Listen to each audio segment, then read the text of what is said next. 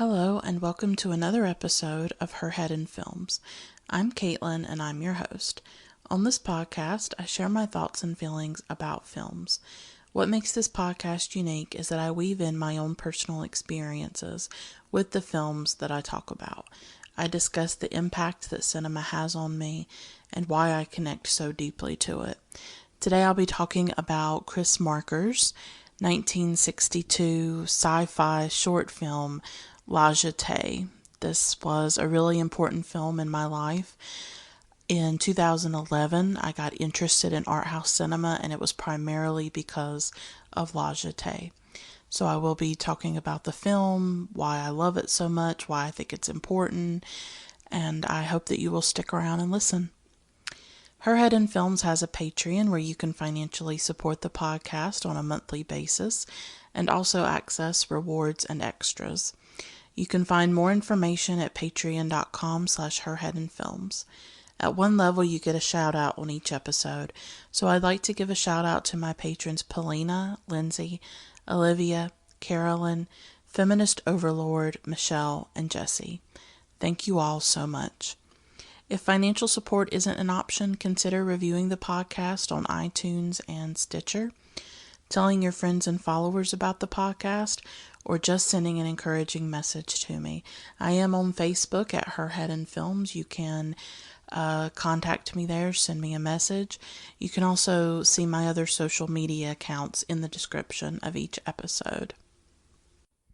So this week's episode is about Jetée.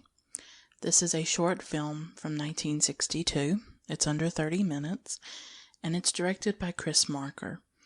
Before I go and give you my analysis of the film, I want to talk about the director first, because he is an important figure in cinema. Chris Marker is really an elusive figure in cinema history. We are not sure where he was born. Few photos of him exist.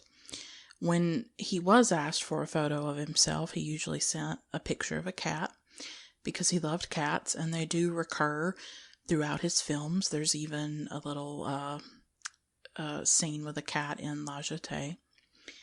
We do know that he was born in 1921, and he died in 2012. Chris Marker is not even his real name. So this is a person who is very much a mystery.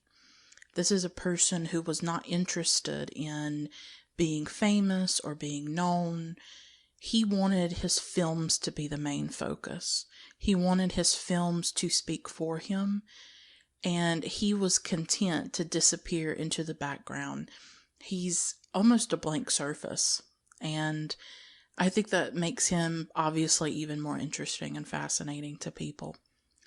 Though he was much of a mystery, his work, especially his nonfiction, his documentaries, and his film essays, which he was really a pioneer of, have been profoundly influential and impactful because of their experimentation. And he really used so many forms. It's quite astounding how many forms he worked in. He was a writer before he even became a director. He was a photographer, a traveler, and obviously a filmmaker. He was so many things. He even did a project on CD-ROM, which is very interesting. I think he was always interested in exploring different forms. Now, in my research about Marker, I knew about him before doing this episode, obviously, but had not done any really deep research. I was reading some articles on a website called Senses of Cinema, and they talk about how, along with Agnes Varda and Alain Resnais, Marker is considered sort of as belonging to something called the Left Bank group, which existed really at the same time as the French New Wave in the 1960s. But these groups are a bit different, and I would say that Agnes Varda often gets categorized with the New Wave, so I'm not sure how strong these divisions are for film critics, but it did come up in the research, and I thought it was really interesting because I had never heard of the Left Bank group. But the left bank group is a bit of a more of a fluid category, and different critics will include different filmmakers in it. But most of the time they do include Varda, Renee, and Marker. What distinguished the left bank group from the new wave were a few things, and I think they're important, and I think they're worth talking about for a moment. First, the left bank group is much more literary, and they took their inspiration from literature. As I said before, Marker himself was a writer and a novelist before he became a filmmaker. And if you've seen some of his films, he does quite a few voiceover narrations on his films, and I think they have a literary quality. I would say that La Jetée certainly has a literary quality to it, the subtitled version especially. Renee, Alain Renee, worked with writer Marguerite Duras on some of his films, including Hiroshima, Mon Amour. And Agnes Varda has some ideas about cinema and writing, and I plan to go into more of Varda and her work in the future, because I plan on doing an episode about Cleo from 5 to 7. And so when I do that episode, I will go much deeper into Varda. Second, many of the new wave, Jean-Luc Godard, Francois Truffaut, Eric Rohmer, Claude Chabrol, these filmmakers really began as critics before they became directors. They were critics at the Cahiers du Cinéma, which was a very prestigious film journal. While the directors of the left bank group, they started really as artists. Chris Marker was a writer. Agnes Varda was a photographer before she went into films. So their backgrounds are different as well. And I think I had never thought about that before, but there is sort of a difference between the work of Renee, Marker, and Varda than what you would think of as the typical new wave. They are different, and their work is concerned with different topics and different ways of making films. So, I don't know how many of you out there who are listening are like really knowledgeable about film and French film and this stuff. But this is just things that came up in my research and that I thought was interesting. And I just wanted to let those of you who are listening know about it. And third, the left bank group was a bit more interested in politics. And I would say that there are films by Chris Marker that have more of a political undertone to them. Varda as well. Varda was interested in feminism. Some of her films deal with that, and Renee as well. I would say Hiroshima, Mon Amour definitely has a political dimension to it. So these directors have a bit more of a political interest than, say, the new wave besides Godard. Godard does seem really political to me. But Truffaut, I would not say Truffaut was political, or Rohmer, or Chabrol, in terms of really obsessed with politics and things like that. But I'm not overly knowledgeable about the French New Wave or about French cinema. But this just is things that came up as I was researching.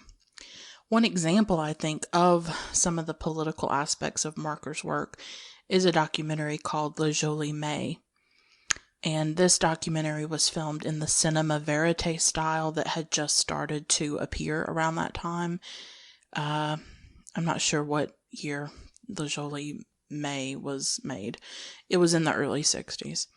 It features interviews with common people on the streets of France during the period just after the end of the Algerian War. According to a New York Times obituary of Marker, it was while filming Le Jolie Mai that Marker started working on what would become one of his most influential and iconic films, the focus of this episode, La Jetée. So La Jetée is a unique film in Marker's career. It's one of his few fiction films, because he's mainly known for his film essays, his non-fiction films. It's set in a post-apocalyptic Paris right after World War III. Survivors of this war are living underground. They need access to food, medicine, energy sources, and so they devise a way to travel in time using one man's memory. This man is unnamed. He is haunted so intensely by a memory of him being a child and witnessing the death of a man at Orly Airport in Paris. He saw a man die. He saw a man killed in front of him. And he also saw a woman who was with that man. And her face also haunts him. So this man has this very strong memory of really a moment of violence, but also this woman who was there. The man is forced to undergo experiments that take him back in time to Paris before World War III and back to the woman that he cannot forget. It's a film about time, but more than anything, in my opinion, it's about memory. It's about how certain memories define us, how they haunt us, how they seem more alive than the present moment, and how we are really always aching to return to another time. I'll talk about the film in depth, but first I want to talk about why I have dedicated an episode to this film and why this film means so much to me. There's a few things that you need to know about me and my life. First of all, I'm 28 years old. I was born in 1989. I grew up in a rural area of North Carolina in a small town. I grew up working class and poor. My family didn't have a lot of money. We got by, we survived. I never felt deprived, but I didn't have a lot of the things that kids my age had. I didn't have like the newest PlayStation, and I didn't have all the technological gadgets that other kids had. And that includes a computer or a laptop. On through the time that I graduated high school, I did not have a computer at home. I was actually really strange because of that. I often had to do high school homework and high school projects and essays and things like that at the library, either at my local library or the library at school.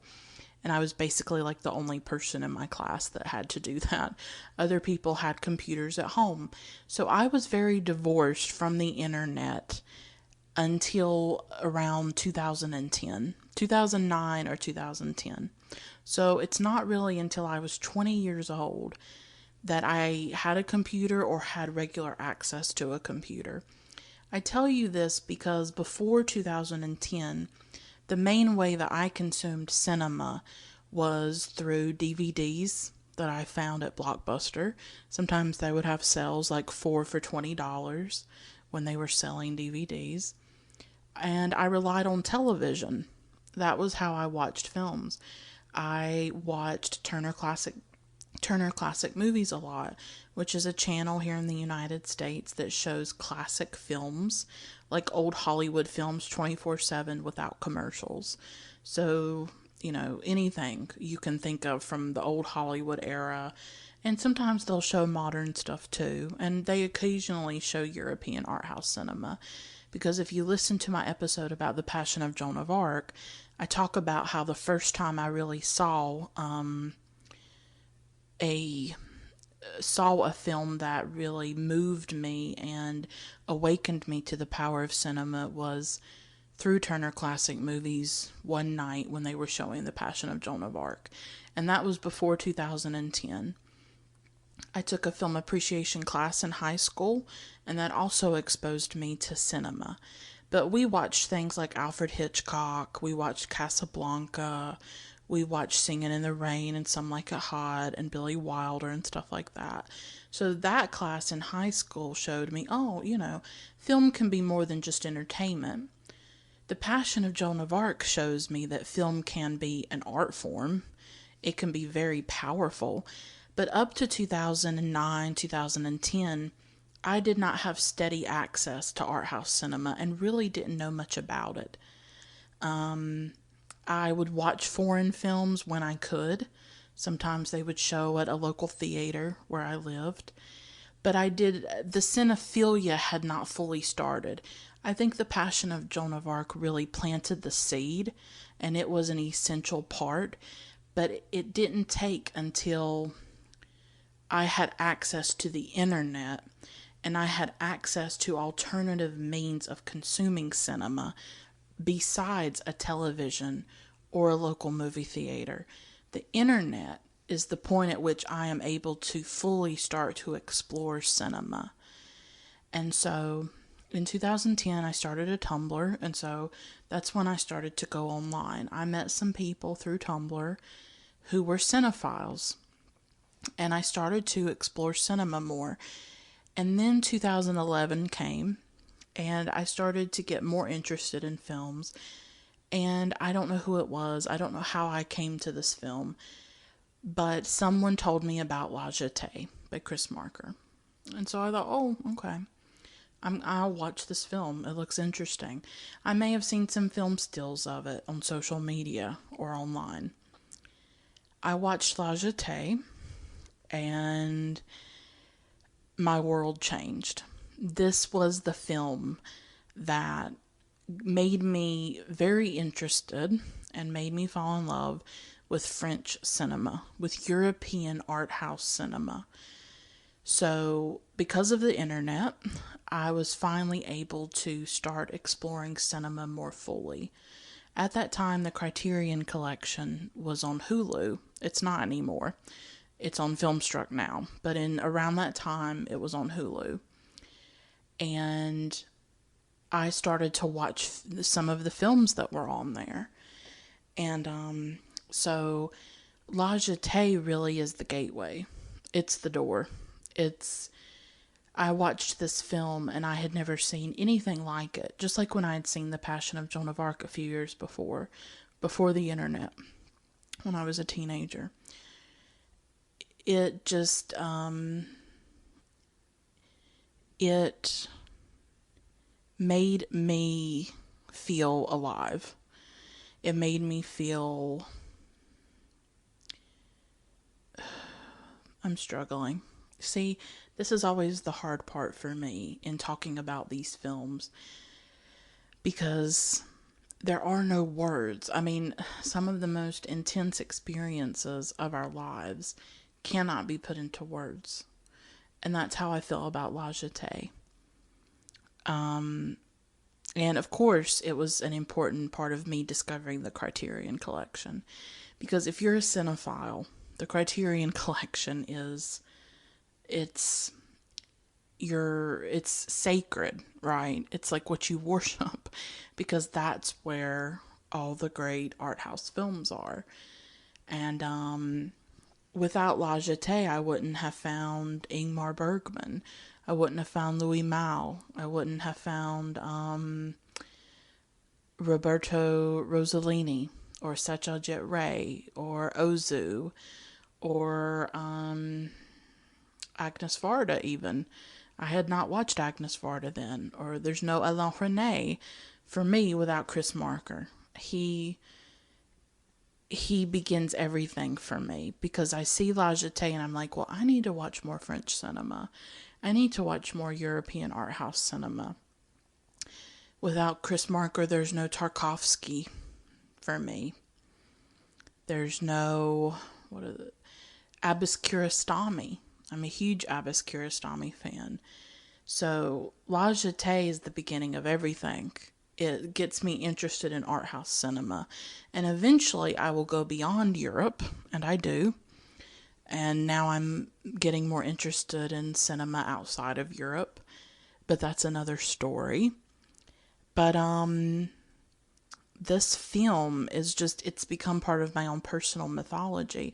When you look back in your life and you think about the moments that happen that lead to other moments, the seminal sort of the stepping stones, the ones where without them you cannot be who you are today.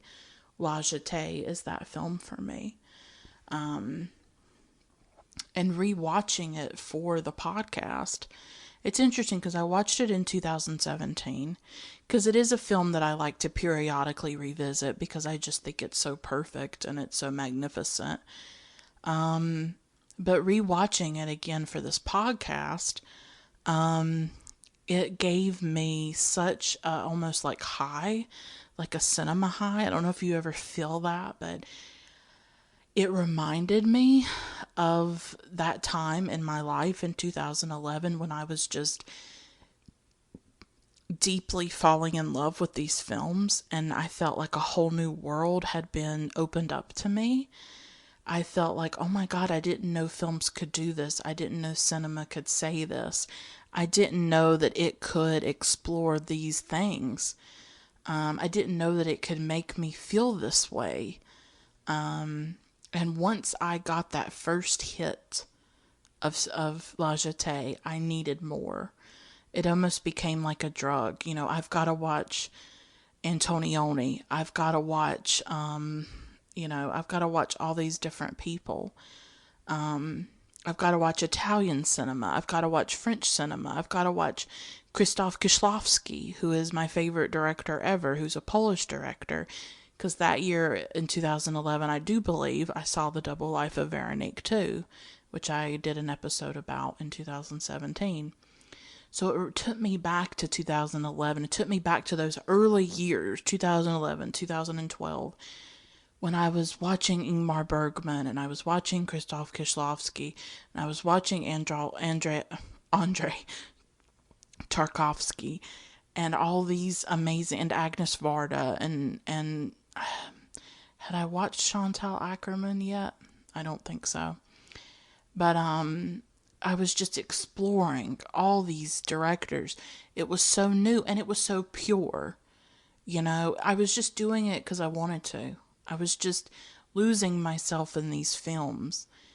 And it's a really great memory. It's a really great thing for me to think about. I mean, 2011, I was also in college at the time. I was in my second year of college studying literature and things like that. And it's just, I think about that time in my life, and it was like this heady time because of cinema. Because I was becoming a cinephile. I was becoming deeply attached to films, and they were starting to consume me, and they were starting to define my life more. And when I look back over my life, some of my best memories, besides those I spent with, my family and my parents and things like that, some of the best moments are, or the happiest moments, are the memories of me in a movie theater, or me watching films. Like, those are memories that I really cherish, and it's hard to believe that without La Jetée, I may not have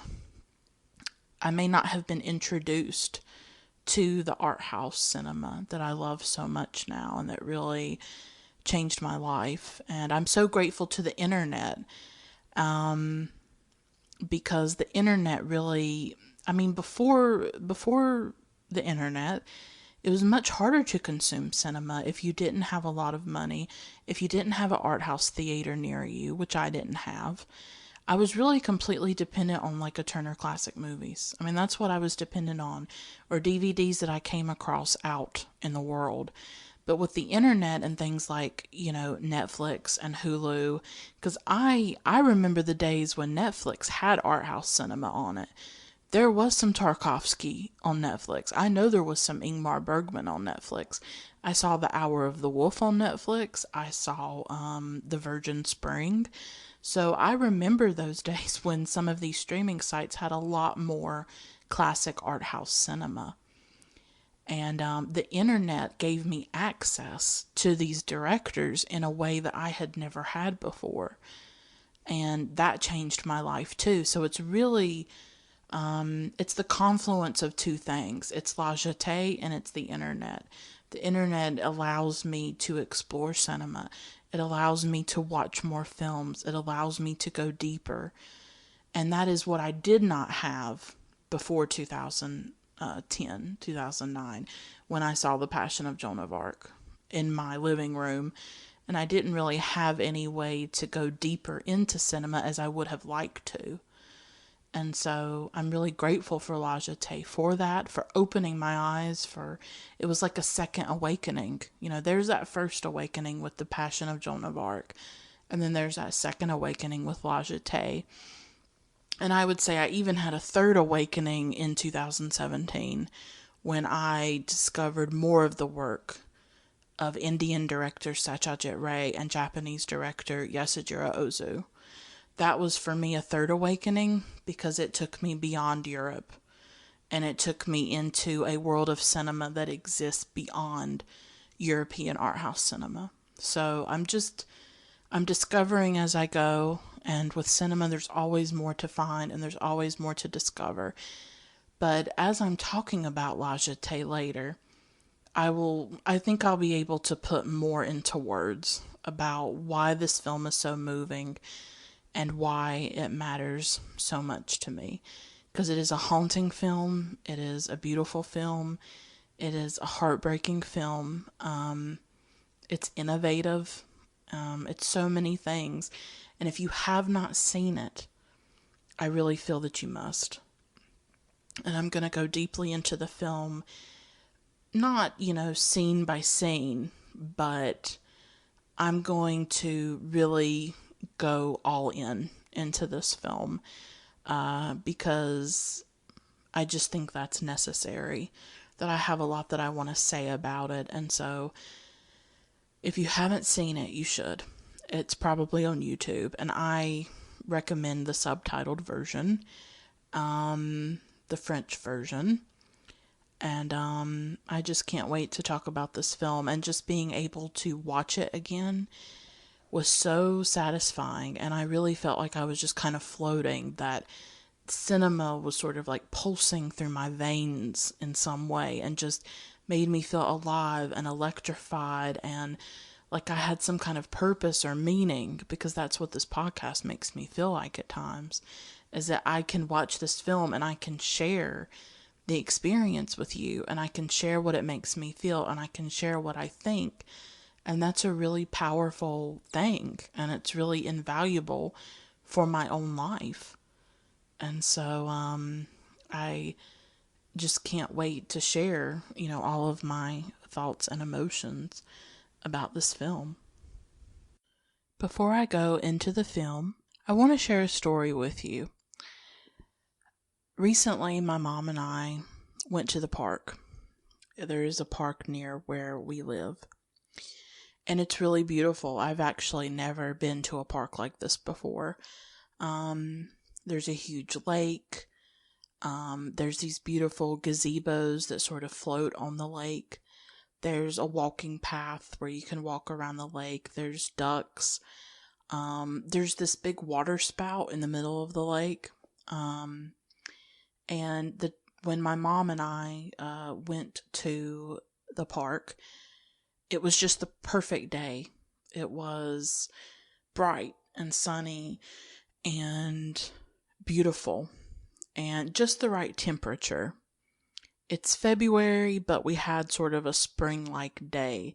So it was this feeling of spring is coming, that that hopefully the winter is starting to diminish, and soon things will get warmer and there will be this blooming and this regeneration of life, because that's always how spring makes me feel. But it was just such a beautiful day, beautiful big white clouds in the sky. There was this wind too, there was this breeze, and so we weren't like burning up when we were there. And we just sat in the gazebo, and I was watching the ducks and the water spout, and I was watching the water ripple in the breeze. I love to watch the way water moves. I love the sound of water. Often when I meditate, or just when I want to be calmed, or I want to feel a sense of peace, I will listen to the sounds of water. There are different apps out there where you can listen to ambient noises like that, and I really like to do that. I find it really calming. So my mom and I went to this park, and it was perfect. It was heaven. We both said that. It was a really just beautiful experience for us. But at the same time, it was painful because my mom and I have been through a lot of loss in our lives. And I've talked about it numerous times on this podcast that my father died in 2006, and my grandmother died in 2007, and my uncle died in 2009. So 3 people in my life died within 3 years, and I was not even 20 by the time all of them were dead. My father died when I was 16. So I lost a father, a grandmother, and an uncle. My mother lost her husband, her mother, and her brother. So these were devastating losses, and they really shattered us in so many ways. And we have just struggled. It's been 12 years, but it did something to us, and it changed us forever. And it really broke us in a lot of ways, but it also made us closer because we went through those losses together, and all we had were each other. And we are very, very close, extremely close. We are really dependent on each other, and our lives are one another. I mean, she is everything to me. She is my purpose. She is my meaning. I call her my soulmate and the love of my life. That is how close we are. I live with her. I love and adore my mother, and but we also hurt a lot, and we have a lot of pain in us. And when we went to the park, it was interesting because we were both thinking the same thing, that the way that this lake smelled, there's just this smell to it. It's this smell to water, I guess, and the smell of the wooden gazebo. It reminded us of the lake that we used to go to when I was a child. In my childhood, we used to go to this place in North Carolina, and it was a really huge lake, and we used to go there during the summers. And there was like this pier made of wood, obviously, and so the smell of this park was like the exact same smell of this lake that we used to go to. And I remember it from my childhood, and obviously my mother remembers it too. Me, my mom, my dad, we would go to the lake. Extended family and relatives would go to the lake. We'd go to the arcade. There's like an arcade nearby. There was a Dairy Queen. There was a photo booth. We'd play skee ball. It's all kinds of stuff. It's like these really, really intense, beautiful memories of my life. And I sat there in that gazebo that day that we went to the park, and I was just crying, and my mom was crying, because we remembered that time in our life when we were whole, and we were together with my father. She had her mother, she had her brother, I had my father, my grandmother. We remembered this wholeness. We remembered this beauty in our life, and those memories haunt me. Those memories stay with me, of the lake, of the water, the smells, the happiness. I still can see my dad there. I have photos of me and him on the shore of the lake. It had sand, and I'm like really young. I'm probably like 30. And I'm in my little bathing suit, and me and him are sitting there on the sand together. And I remember at his funeral,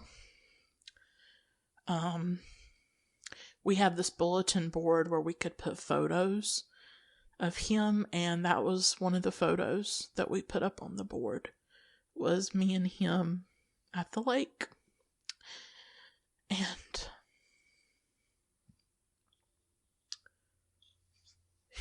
this is hard. And one of my favorite photos that I have of him is of him on a float on the lake, and he looks so happy.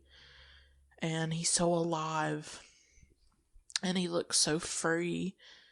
And he was really young, and it might have been before I was even born. He looks young.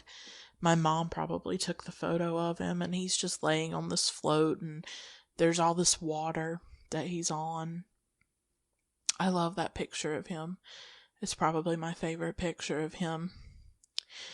So we went to this park, and just the smell of this park brought up all these memories. It brought up this whole other life that if I had the choice, I'd probably go back to if I could and live in it again.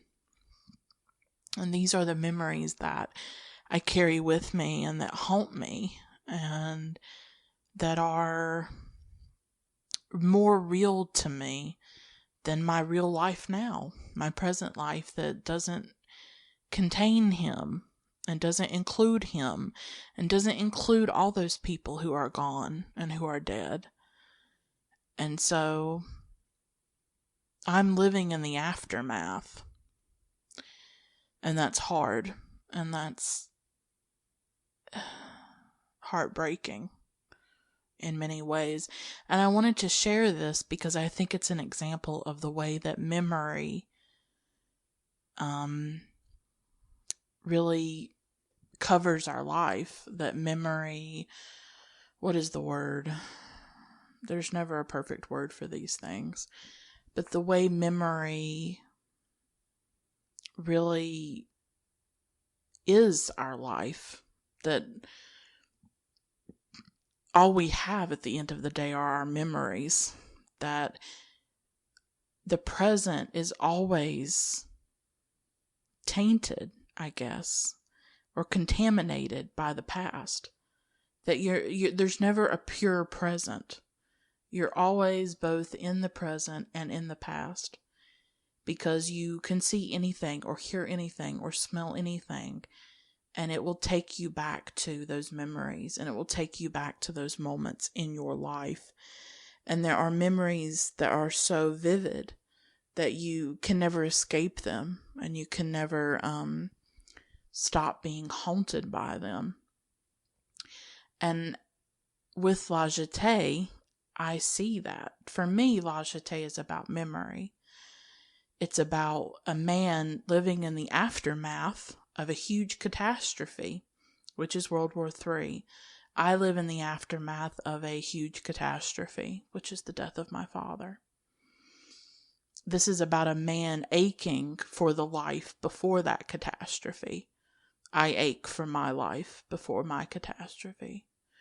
This is about a man who holds on and clings to this one particular memory of that man at the airport dying, but also of the woman who's also at the airport watching that man die. But he holds on to the beauty of this woman. He holds on to whatever she represents to him, which is the life before this war destroyed everything. This before the fall, right? That's what she represents in many ways. And that's what so many of our memories can be, is that memories, we always remember things from the good times in our life. And so this is a film that's about nostalgia as well, and the aching that goes into being a human being and wanting to go back to other times in your life that were happier, that were more beautiful. And you can never fully rid yourself of those memories, ever, unless you get amnesia or something else happens. Your memories are always with you, and they are inescapable, and they can be very painful. It can be hard to live in the present moment, as I said, without thinking about the past, without being reminded of the past. How do you hold these two things at the same time? Because that's what you have to do when you live after a loss, or when you live after something traumatic, or just if you live in any capacity, and you miss your childhood, or you miss being younger, or you miss whatever.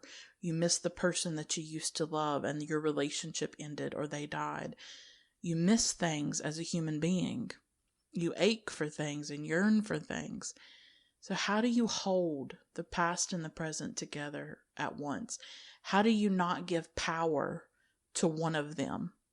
Because you're either going to be, some people can be so focused on the present that they just cannot allow anything else into them because they can't cope with it. They have to be totally in the moment. But then there are other people like me who can live too deeply in the past. And I would argue that the man in La Jetée lives very deeply in the past. That the reason he is chosen for this experiment is because he has such an intense memory and he is so deeply haunted by it that they want to harness that energy, really, and harness that memory that he has. It's like he can't live in the present because he's trapped in the past in a way, and nothing can ever live up to the past. And that's kind of how I am, that I'd rather be in the past because my life was better at that time. And so the struggle for me has always been how to live in the now. How to live in the now while also honoring what I had in the past and honoring those memories and honoring who he was and how he shaped me. But it can be very difficult to hold those two things at the same time. And it's like I can't even go to the park without my grief being there with me. The grief is so present. And I have to just live through it. I just have to cope with it in some way. And I mainly did that through crying in the gazebo at the park with my mom. She was crying too, because we were talking about him and just talking about how he would have loved this park and, and all those memories that we had. So it was a comfort that we had each other in that moment and we could support each other. But both of us are trying to navigate a world absent of him and what that means. And always remembering the time with him and wanting to be in that time. So how do you live now when you only want to be in the past? But you can't be in the past. It's gone. And yet you have these memories. And so for me, memory is always really mysterious and really strange. Like, what are these things? Like, what are memories? I don't know all the research out there about them, but memory is just such a fluid, unstable thing.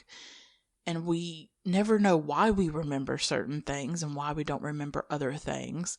Why does he remember this man dying at the Orly airport in Paris? Why is this the only thing he remembers? Obviously, it was a traumatic thing to see. But why that memory of all the millions of others that he could have remembered? We don't know. And we don't know why we ourselves remember certain things and not others. And so what will be woven throughout my review of the film is memory, is how this film addresses memory. And I think what it's trying to say about it, I don't know if I have an answer, but for me, memory is a huge part of the film. And it is something that I want to explore. But I did want to share that story because it's so interesting that I watched La Jetée. I'm preparing to do this episode. And then me and my mom go to this park. And it is this profoundly intense moment in which memory is flooding. Memory is pouring back into my life. And flooding me, and almost drowning me in the present moment. And, drowning me in pain, but also drowning me in pleasure. Because that's what memory can be. It can be painful to remember certain things in your life, but it can also be pleasurable if you are remembering comforting or beautiful moments of your life, when you're remembering your dead father, for instance. And so he feels alive to you and he feels real to you again. Or if you have dreams that are sort of based on your memories. That can be a pleasurable thing. That can be something very beautiful, and you can feel like you're sort of recapturing the past in some way. And so I think it was a very interesting coincidence that I'm watching La Jetée, and then I have this very overwhelming experience of memory that really kind of corresponds in some ways to what's happening in La Jetée, of a man being haunted by a particular memory in his life, just as I am often haunted by my memories. Is La Jetée about other things? Yeah. It's really a remake of Alfred Hitchcock's Vertigo.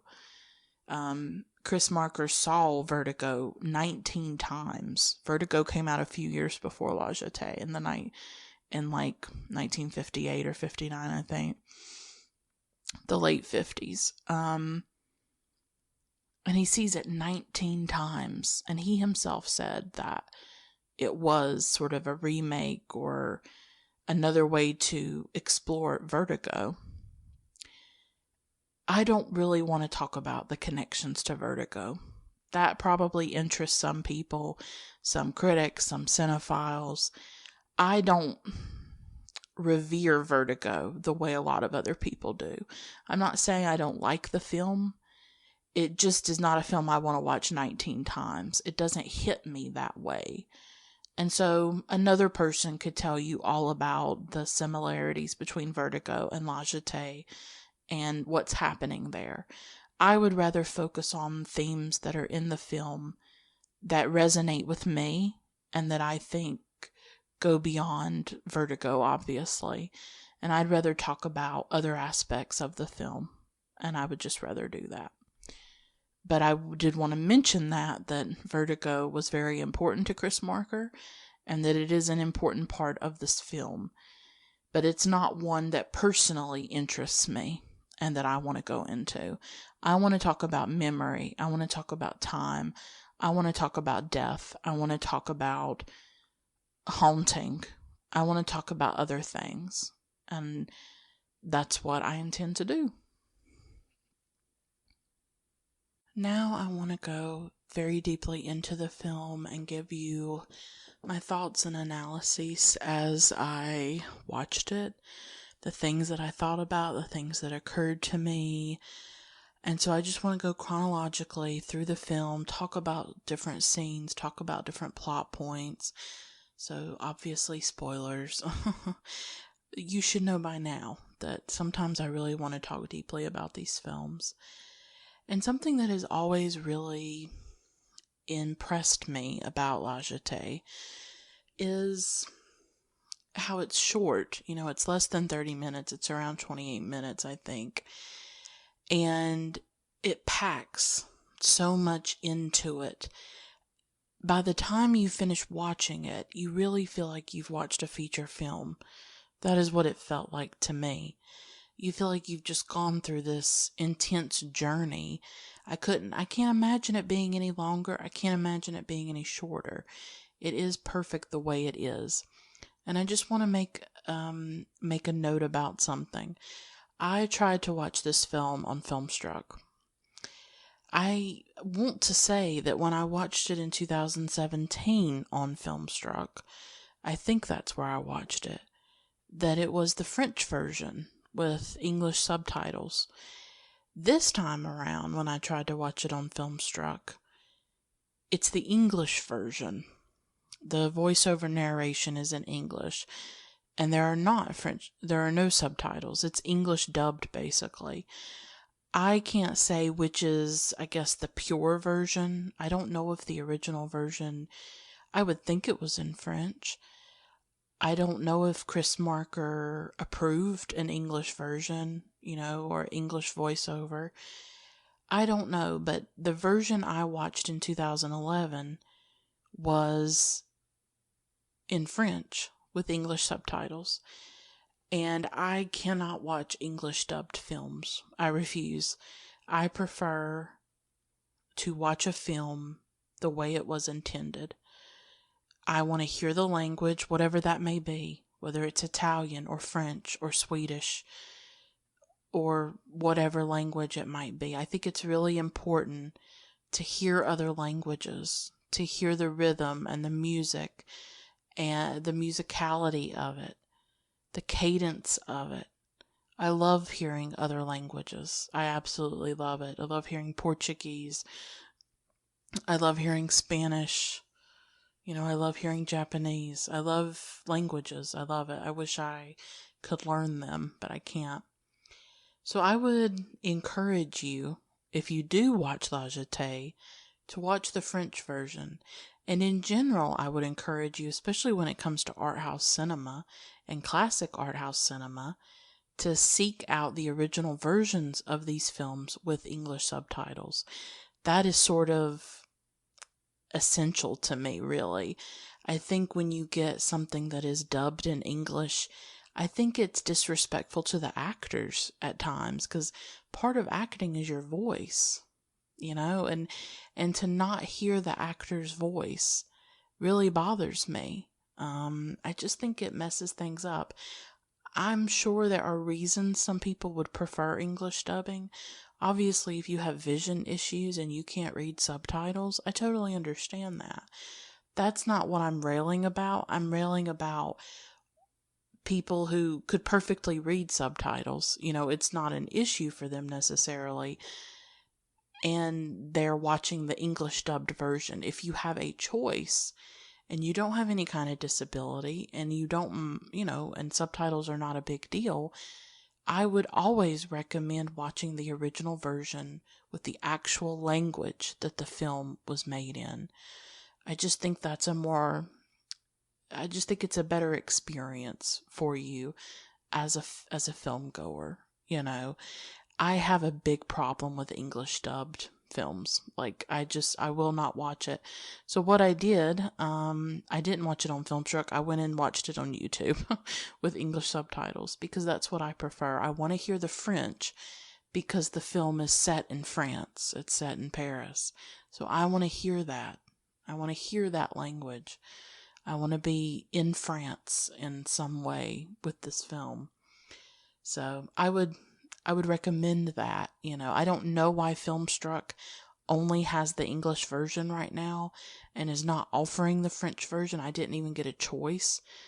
But I was really disappointed and really against it, and I refused to watch it in English. I only knew it in French, and I'm going to watch it in French. I'm not usually a stickler or a purist about certain things, but that for me bothers me. I really do not like English dub. I remember when I was in high school, we watched Life is Beautiful, which is an Italian film, and it was dubbed in English, and I still remember that. I was like, oh my God, we watched an English dubbed version of Life is Beautiful. Yeah, it was crazy. The film's set in Italy. I want to hear Italian. That's just how I feel about it. But this film is extraordinary. It's less than 30 minutes, and yet it compresses and packs in so much. And its brevity is obviously its strength. But La Jetée, more than anything, I think, showed me, and maybe why I fell in love with it, it showed me that films could explore these huge subjects. This is a huge, small film in a way. It's about huge subjects and huge issues. We have a post-apocalyptic story. We have love. We have time travel. It's considered like a sci-fi film, which I rarely watch. I'm not into science fiction at all. I don't read science fiction literature. I don't watch science fiction films. It's not that I'm against it or anything. It's just not what interests me. It's not what compels me personally. But a lot of people do love sci-fi. So if you are a sci-fi fan, possibly, you would, and maybe you don't think of yourself as a consumer of art house cinema or anything like that. Although I'm not sure why you'll be listening to this episode, if you don't love cinema. But say you have a friend maybe who's into science fiction things, but they're never really into cinema. This could be a film to recommend to them that they would actually probably really like. So let's talk about the film. It's about so much. It's about the way an image or a memory can haunt us. It's about a love story, really, between the man and this woman that he time travels to. It's visually innovative. It is comprised only of still photographs for the most part. There's actually a book version of the film. It's, I don't know how much it is, but it's a book, and I think it has all the photographs that are from the film. And I've always wanted to own that book. Always. I probably never will. It's kind of expensive for me, but it is one of those books I've always wanted to have. It's a film about time, memory, death, such major subjects. And I want to talk about rewatching the film and how, as soon as the music started to play in the film, because there's this opera music in it, I felt so moved. And I really thought a lot about how so much began with this film, and this film has really marked me. No pun intended. Maybe I do intend a pun. But, and the character himself in the film is, we are told, quote, marked by an image from his childhood, unquote. So this is a film, I think, that marks you. I think it's so monumental in a way. I think if you talked to a lot of filmmakers, they would mention this film.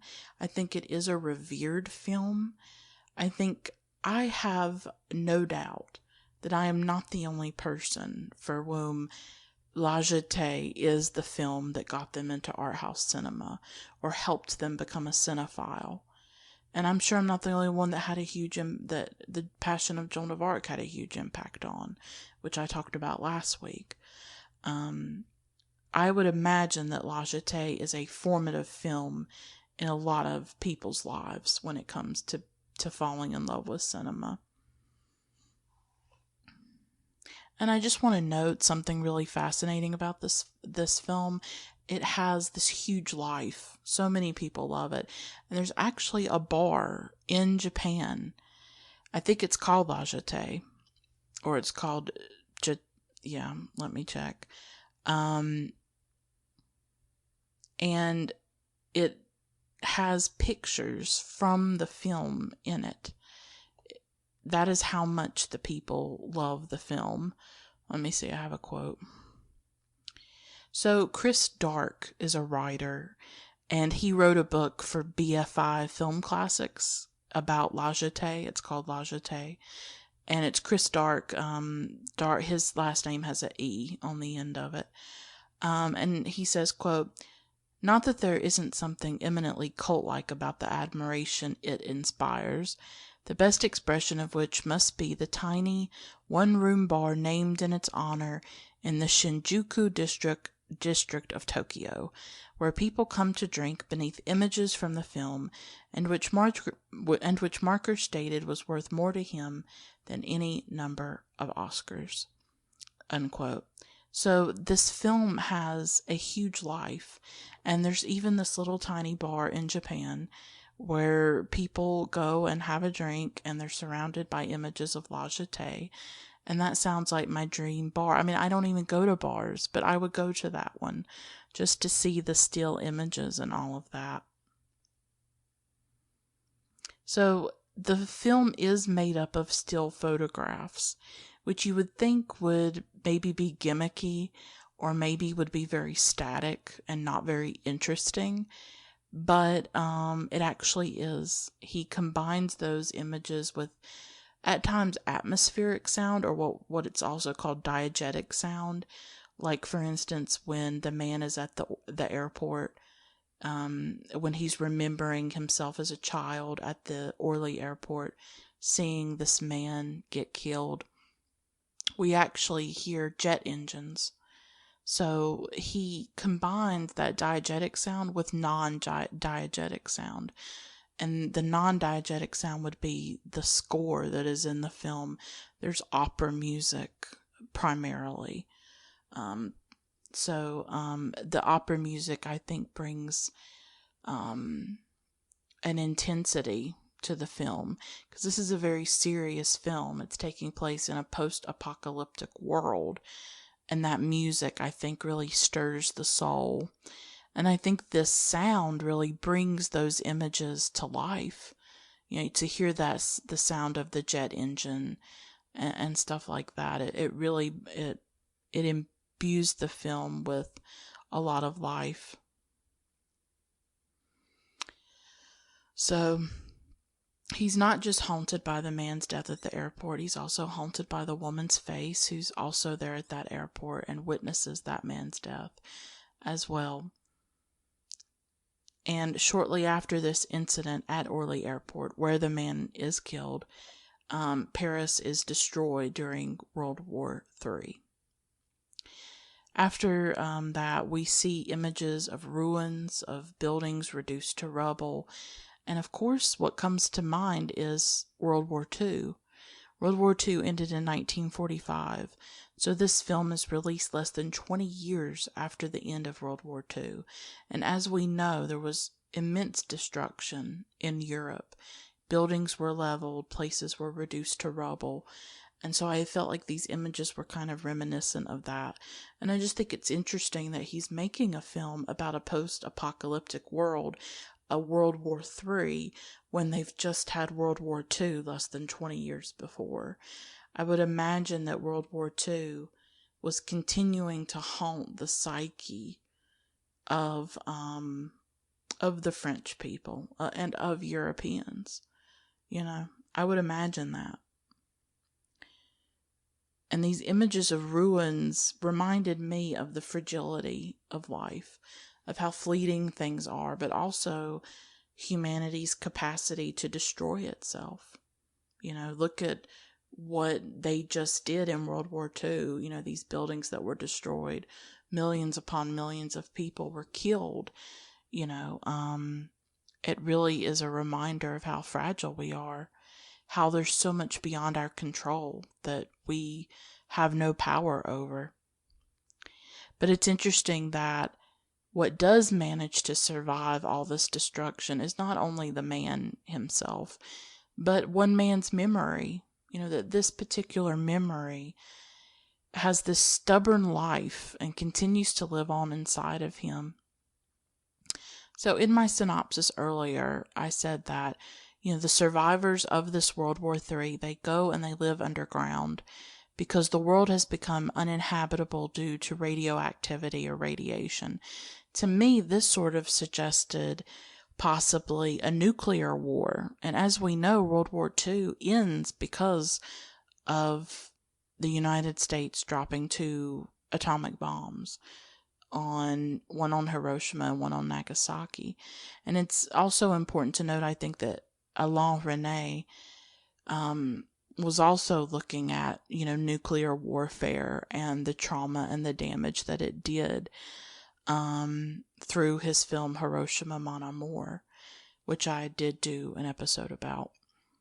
And so this suggestion, I think, of nuclear war, of humanity wiped out by almost like a nuclear holocaust, I think it's really relevant to the times that we live in now in 2018, when we have a really unstable, dangerous man who is president of the United States and, Donald Trump, and his rhetoric around nuclear war, his nonchalance about nuclear weapons, and his antagonism of North Korea and what's happening with that. I mean, just a few months ago, there was this missile warning that went out in Hawaii, and people thought it was real. People were putting their children into sewers to protect them. It was terrifying, and it happened for 30 minutes. People thought a nuclear missile was coming for Hawaii, and of course it was just a drill. It was false. Nothing was happening, but I think it indicates to us how we are all on edge about it, how it is very scary that North Korea is pursuing nuclear weapons. At the same time, I don't think you can talk about that without talking about the context and their relationship with the United States and what we did to North Korea during the Korean War. And obviously they're terrified of us, and they are terrified of us invading them or something like that. This doesn't come out of a vacuum, obviously. But with that rhetoric about nuclear warfare, nuclear weapons, I think a lot of us are on edge about it and worried about it. And obviously, World War II starts all of that, with the dropping of the atomic bombs. But in La Jetée, this nuclear holocaust that seems to have happened, it had more relevance to me, obviously, than it did in 2011, when this nuclear rhetoric and this possible nuclear warfare was not center stage the way it is now with North Korea. So certain survivors in this underground realm are held as prisoners and they are experimented on.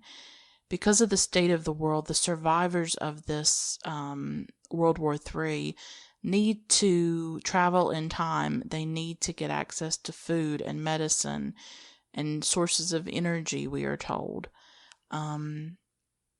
They want our main character, because of his intense memories, they are able to spy on the prisoner's dreams, and so they know that he has this particular memory in his head that haunts him. And I'm taking a quote from the film, quote, "If they were able to conceive or dream another time, perhaps they would be able to live in it," unquote. And I think this is so interesting, this idea, and there's a quote later on in the film too about this, but I feel like Marker is really looking at memory as like something you could inhabit. It's almost like a house or a home. It's almost like you could conjure specific moments and experience them again. And later on, he'll talk about memory as like a museum. And I'm just really fascinated by this idea of memory as almost like a space that you can live in again. And that's really what they're doing through the time travel, is that they're seeing memory as malleable, I guess, and as something that you can travel back to. It's something tangible, a memory. It is this tangible world. Whereas I think, obviously, in our everyday lives, memory is very abstract. You can have memories of places that no longer exist, about a building that's been torn down or whatever. This thing no longer exists except inside of you. And you become, I think our bodies or our minds become the museum, and we have all these artifacts and remnants that are still inside of us and that we sort of create a home for.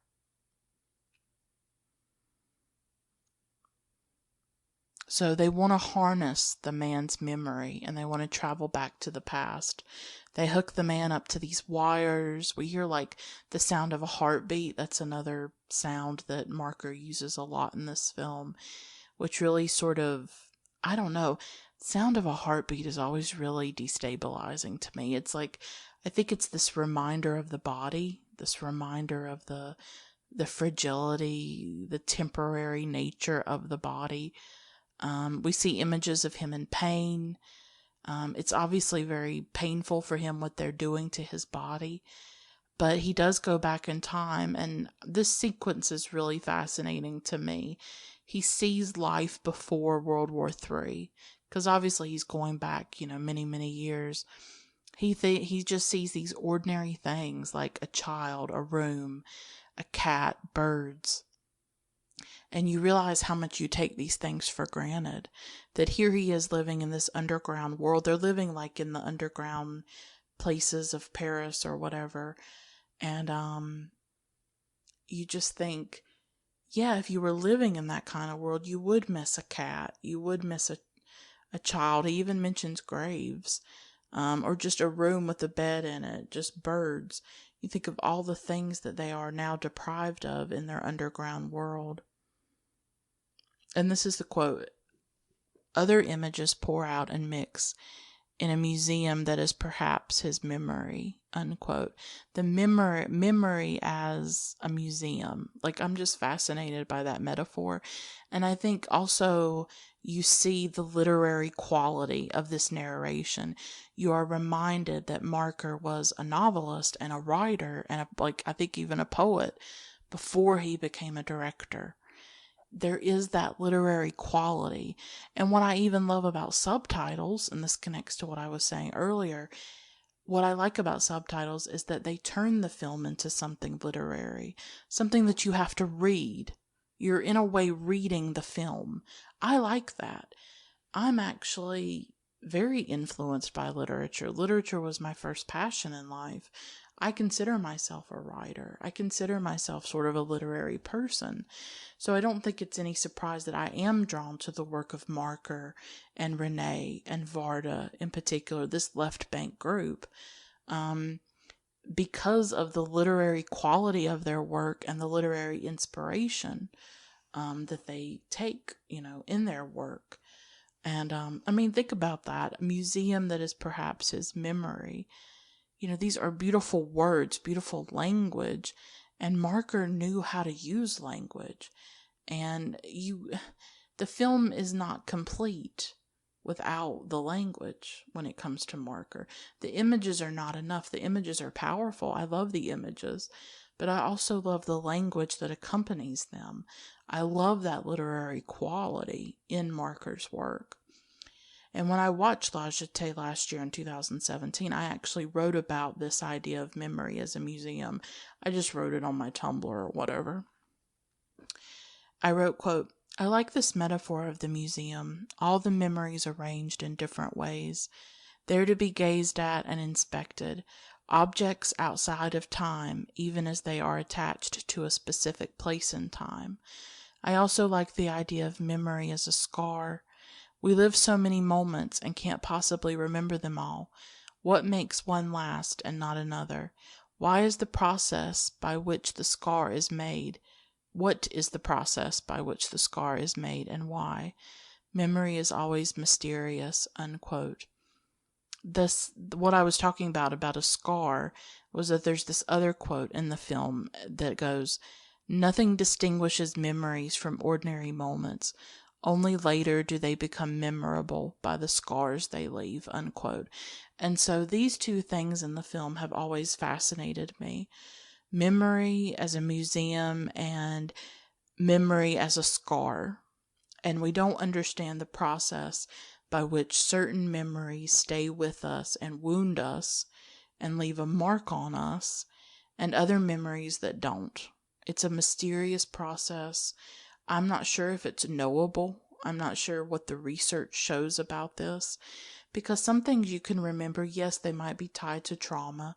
He as a child remembers the airport incident, the man being killed, because it's violent and it's traumatic, and obviously that would stay with you. But then there are other moments in our lives that are not traumatic, that are just very random, and you don't know why you remember them.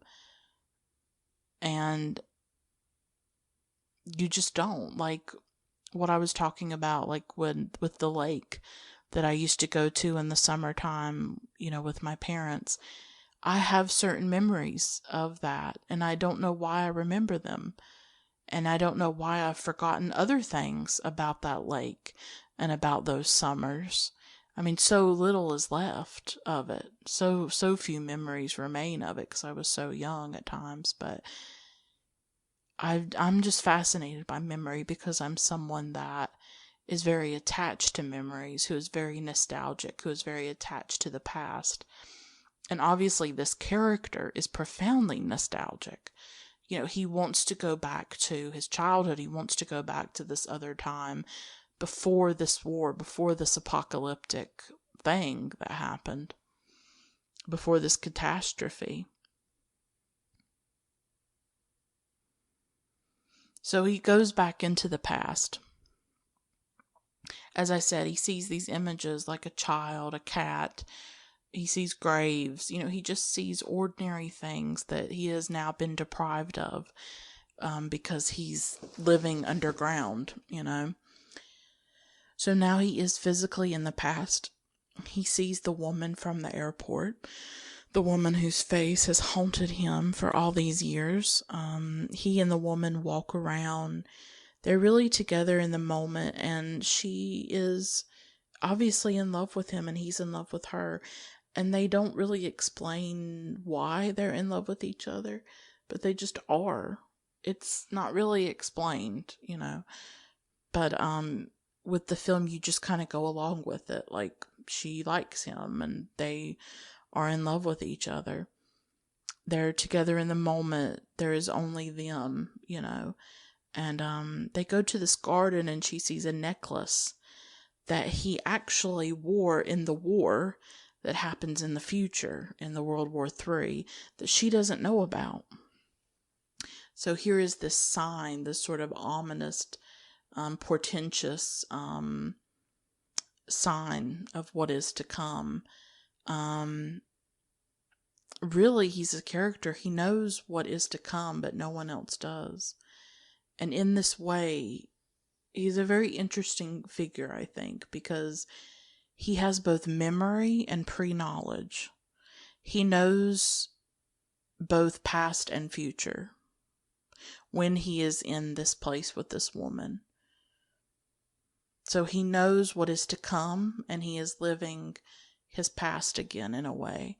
But he's also inhabiting the present, which would be the underground. Would be the underground where his body is being experimented on.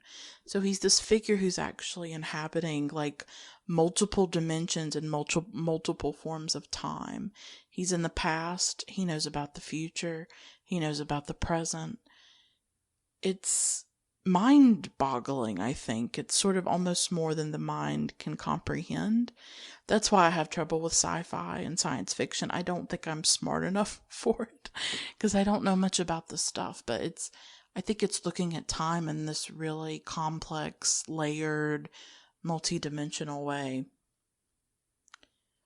He's able to re-experience the past the whole time knowing that it ends.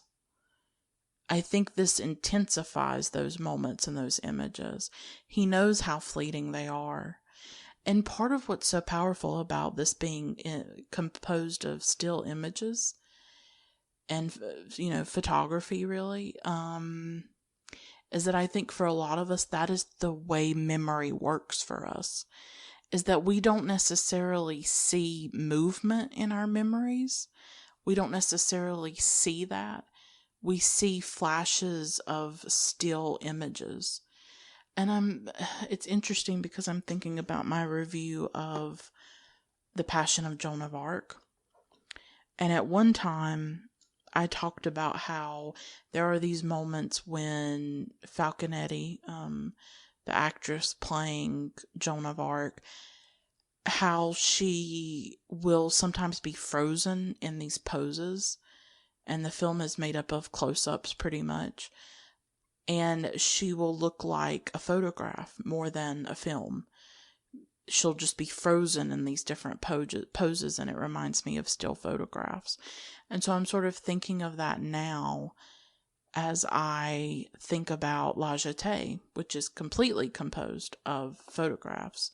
But I think using the photographs is actually really a genius technique. It's not gimmicky at all because, first of all, the images are gorgeous. They're beautifully composed.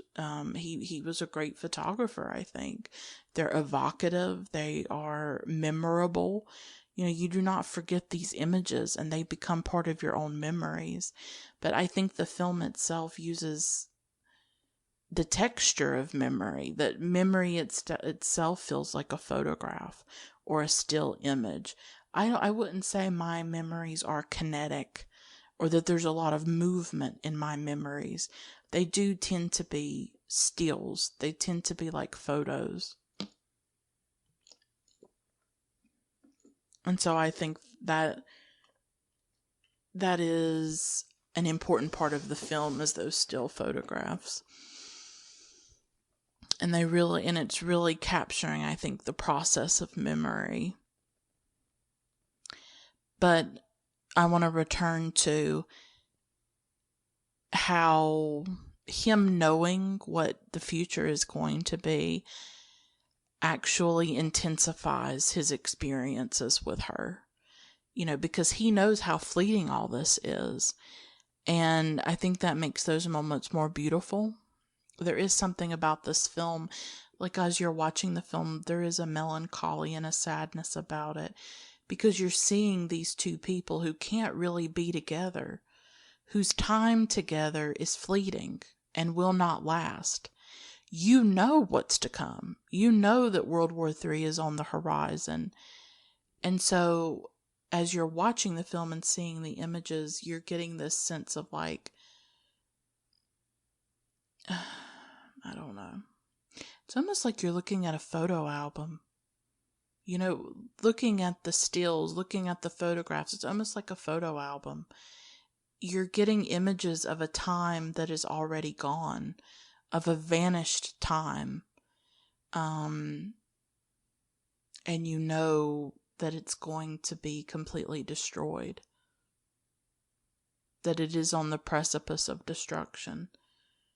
But it makes those moments that he has with her so beautiful and yet bittersweet. Obviously bittersweet.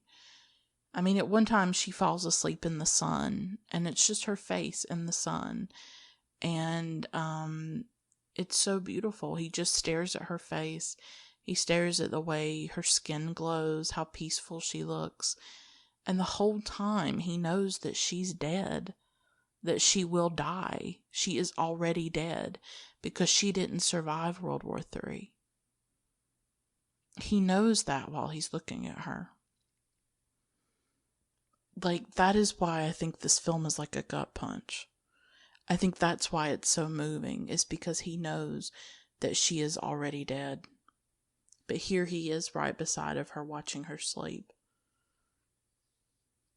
I don't even know how to put that into words, how haunting that is, and yet how much that mirrors the life that we live as human beings, and how that mirrors the human condition, that we know all of this is evanescent, that all of this is ephemeral, that it's not going to last, that we will all die. We know that as we live. We don't know the why and the how the way he does, but we know it in our bones. And we mourn it and we grieve it, and we try to cope with that knowledge, but it's painful. So he gets to live in the past again, but he can't do it purely. He can't live in it without the knowledge of the death and destruction on the horizon. Everything he sees is imbued with his own death. So he re-enters the past, but he can never return to who he was before. He has been changed by what he survived, by what has traumatized him, which was World War III. And it's interesting because we often wish we could go back in time. I wish that all the time. I wish I could go back to when I was 10, when I was 12, to whatever particular moment with my father. But we never take that into consideration, that even if we did go back, we can never truly be who we were back then, because we've already known now. We've already known the grief and the pain, and it has changed us. We can never be restored to that unscathed, unscarred, untraumatized version of ourselves. Even if we could go back into the past, we would be carrying who we are now with us. We can never unsee or unknow what we have known and what we have seen. And neither can he.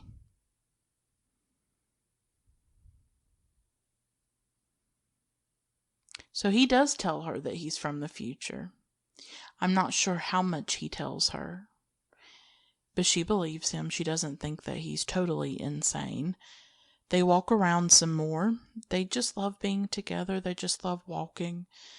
this is a very simple film in some ways. It's complicated sort of with the narrative and the World War III and the apocalypse and the time travel. But I think at its heart it's a love story. I think at its heart it's about these two people who have connected to one another. But he's taken out of the past and he gets brought back to the present in the underground, which is, I think, sort of a memory that is a reminder that we can never really stay in our memories. He goes in and out of the past, but he can never stay in the past. He always has to come back to the present, but he does keep going back. He goes and sees her more. She calls him her ghost.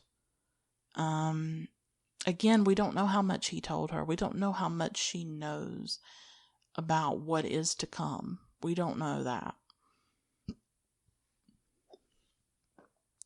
And then there's a really extraordinary scene in the film where she's in bed. She's sleeping, probably dreaming of something. And she's like in the covers and stuff. And it's just such a simple image. But for a few seconds, she moves. Her eyes blink and she comes alive. It's this really exhilarating moment where the whole time you've been watching still photographs. And yet it doesn't feel gimmicky. It doesn't feel, strange or anything like that. And then all of a sudden, you have her with her eyes blinking. It's the only movement in the entire film. And it's very extraordinary to watch it. Because when you watch it for that first time, you're not expecting it at all. And I think it's one of those things that you are reminded of the possibilities of cinema. And I think you really love Marker's playfulness and his experimentation and his willingness to take risks, to not follow the rules, to do cinema the way he wants to do it. And I think that made him one of the more interesting directors that we've ever had. I haven't watched a lot of his films, but I would like to explore more of them. But that moment when her eyes move and she's in movement, it's just so special. Another fascinating scene in this film is the one where they seem to go to like this natural history museum where there's like these specimens of like prehistoric animals. We see dinosaur bones, hippos, elephants, frozen in time, much like the characters in the film are frozen in time through these still photographs. They smile, they laugh as they look at the specimens and go around the museum. And Joanna Hogg talks about this scene in an article for The Guardian. And let me see what the title of that article is. It was done for The Guardian. Thrilling and prophetic, why filmmaker Chris Marker's radical images influenced so many artists. So it's an article in The Guardian about how influential Marker was. And so they talked to British filmmaker Joanna Hogg, who I really like a lot. I really love her film Unrelated, and she does really interesting work. And so this is what she says about that scene where they're in the museum, and I really love this quote. Quote, "One of the things I find so seductive about Marker's films is the sense of nostalgia that permeates much of his work, a tone of reminiscence, as if you, the viewer, had a shared history with him. At the same time, one is never allowed to forget the constructed nature of memory. This is perfectly illustrated in the marvelous sequence in La Jetée when the time traveler and the woman visit a museum of natural history, an enchanted afternoon in an artificial Eden. In these frozen moments of happiness, it becomes possible to forget that some of the animals with which they cavort are already extinct, at the same time as the distinction between the living and the dead is temporarily removed." Unquote.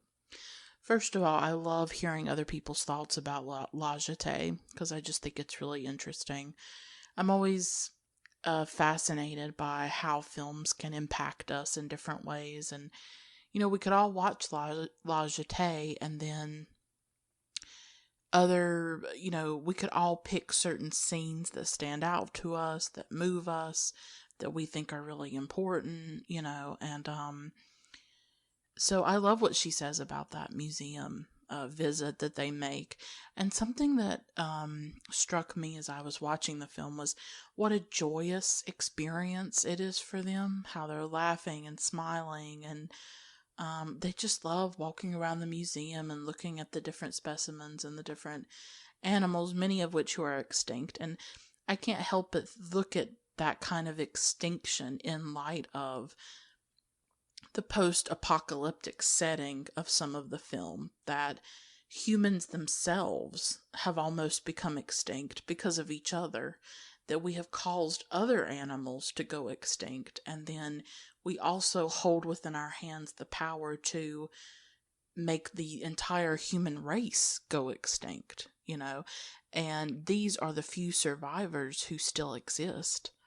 And they are like an endangered species in a lot of ways, and they are searching for a way to continue to find food and medicine and energy and to help the race survive, help it continue existing. So I love that scene in the Natural History Museum, mainly because of just the joy of it. And you're reminded that these are two people who don't really know each other that well, but they have found each other across time. And it is a film about connection, that this is all he has to hold on to. His present in the underground, in this dark hole, really. He's a prisoner. He's being experimented on. And what he holds on to is her. And I think there is something really beautiful about that he holds on to the love that he feels for her, or the tenderness that they feel for each other. Those moments where he's with her, watching her sleep in the sun, or watching her lay in bed, or watching her in the Natural History Museum. It almost feels to me like he's just devouring those moments with her as a way to fortify himself for when he has to return to the present in the post-apocalyptic Paris underground. That he's trying to savor all these moments with her so that he can continue to live and survive without her, And I think that speaks to our lives as well, is that, sometimes we try to just have all these moments, and we try to remember everything, right? Like when we're with someone and we really love them, and maybe they're slipping away, or maybe we know that our time with them is going to be short-lived, and we just try to hold all these moments. I mean, often writing is sort of a form of trying to salvage and preserve moments and parts of your life that memory is going to forget. And we just try to save all of that, all of those memories, so that we can live, so that we can continue to live. But at the same time, those memories can be really painful when they come back to you, and you can't have the life or the world that those memories were made in, because that world is destroyed.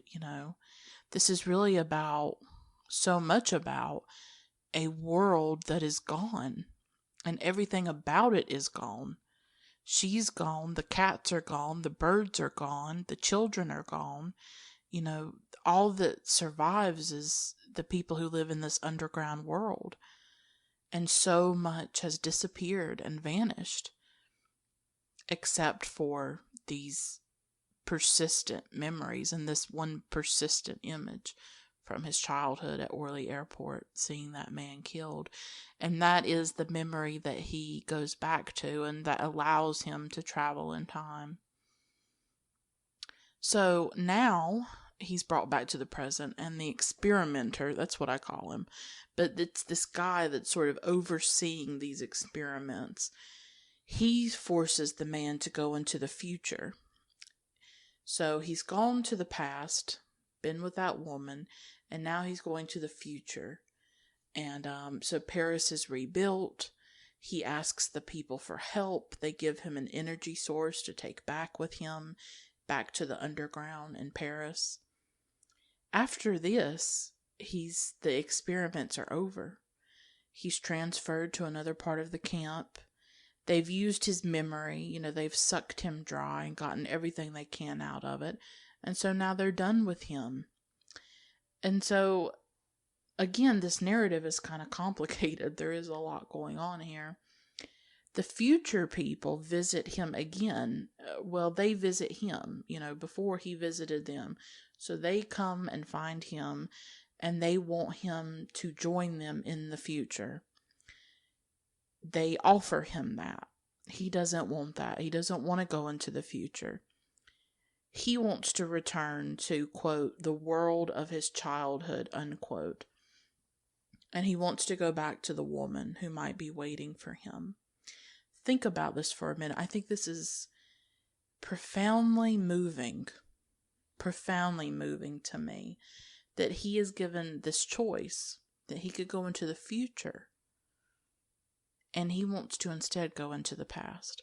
That is how powerful this memory is. It's how powerful his connection to the woman is.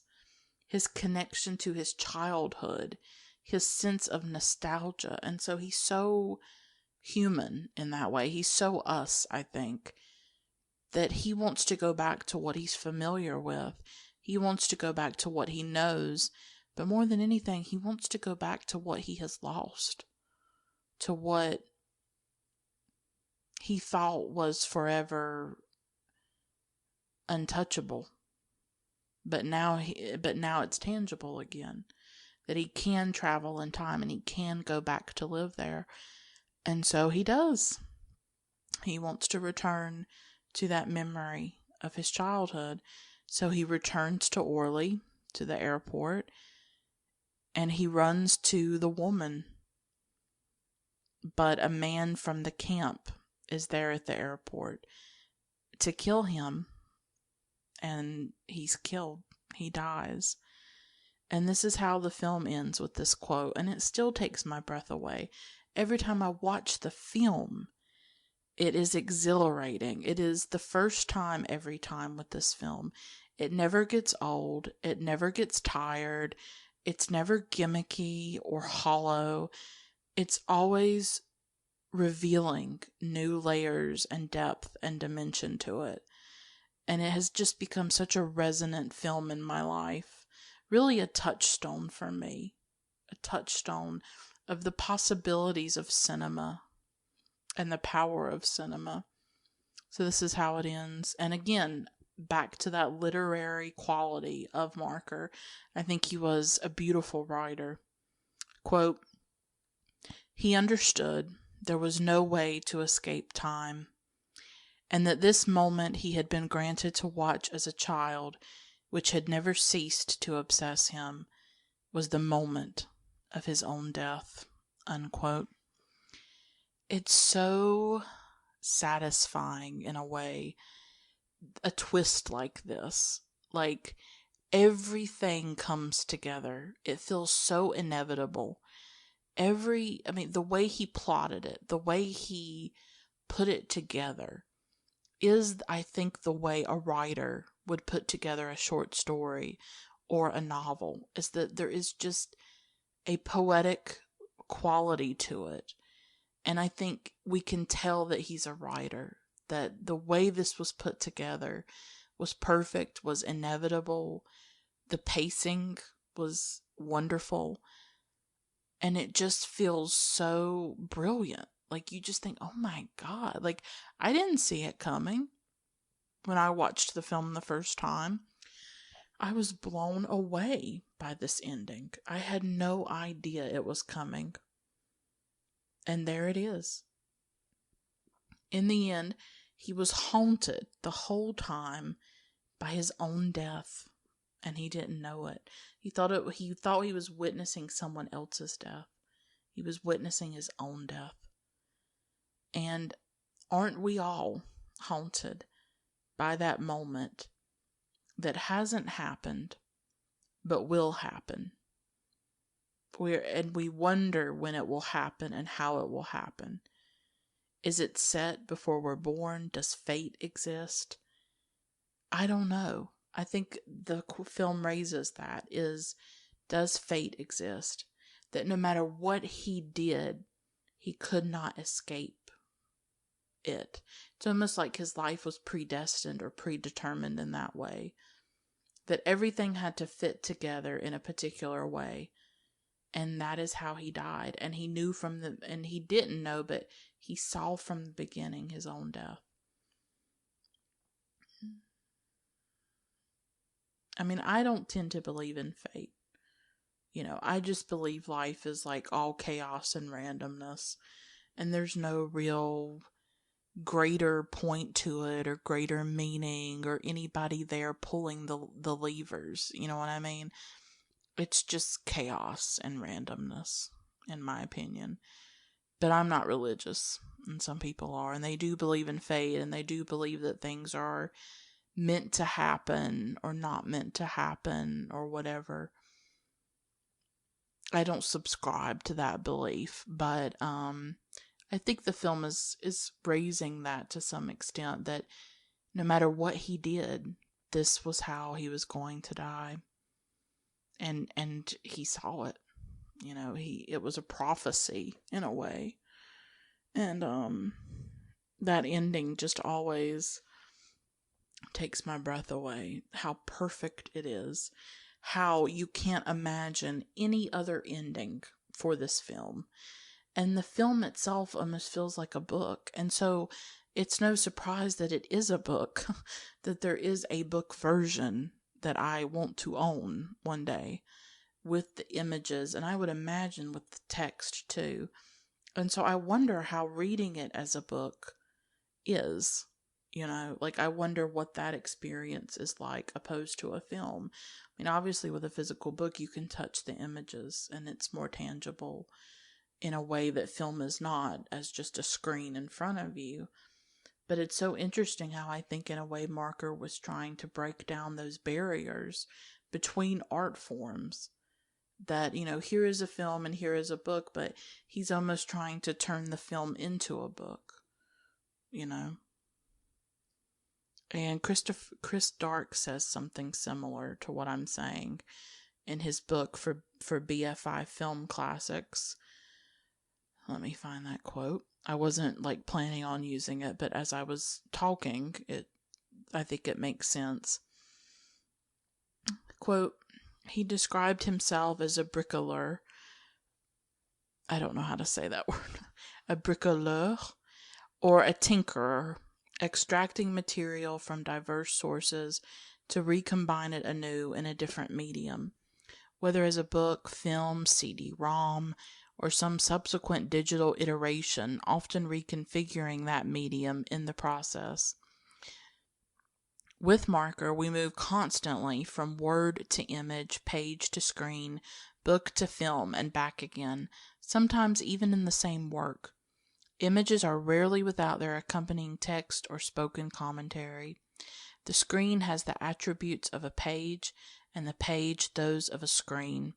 A book's a film, and a film's a book." Unquote. And I think that sums up Chris Marker, and I think that sums up La Jetée, that it is breaking down barriers, it is blurring and dissolving lines between art forms. It's asking us what is possible in the medium of cinema.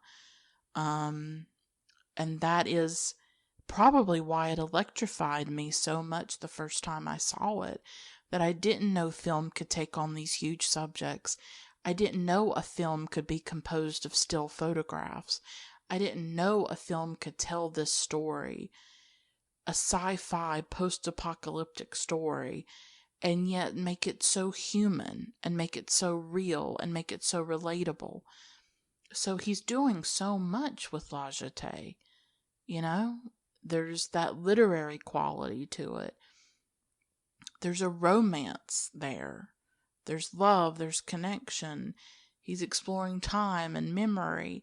You know, so much is packed into that 28 minutes. And it still astonishes me, even as I'm talking about it. It still just astounds me what he was able to do in that short period of time with this story. It is, I don't even know what to say. Like, I feel like I'm like out of my depth in many ways, and even trying to talk about La Jetée and Chris Marker. It's impossible to say everything, but I hope that I have given you things to think about. I hope that I've offered some insights. I just wanted to share my own experiences with the film, the way it's impacted my life and shaped my life and changed my life forever because of the groundwork that it laid with getting me interested in art house cinema and sparking this part of myself that I really didn't know existed, and that is continuing to really burgeon and flourish. And that's why I love this podcast. I love being able to talk about this film, and I love being able to share my thoughts and feelings and insights and research with those of you who listen. So I hope this episode was valuable. I hope it was enriching. I hope it was informative. I hope that it inspires you to watch the film or rewatch the film. Thank you so much for listening. I appreciate it. Until next time, keep watching great films. Bye for now.